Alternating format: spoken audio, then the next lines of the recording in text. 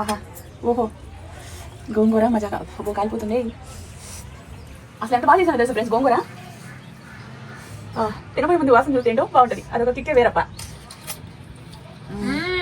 Maintenance diet లో 4 రోజులు diet చేసి 3వ రోజు ఇలా మనకు నచ్చిన వంట తినేటప్పుడు ఆ ముద్ద ఇలా కళ్ళ దండ పెట్టుకుని దేవుడా దేవుడా అని తింటా ఉంటా.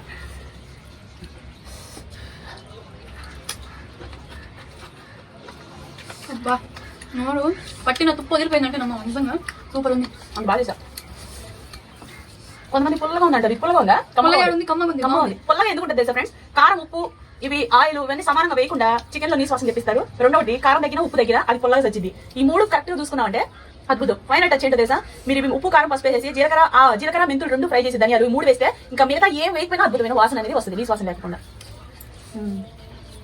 బాస్మతి రైస్ తింటుంటేమా బిర్యానీ తిన్నట్టుంది అలా.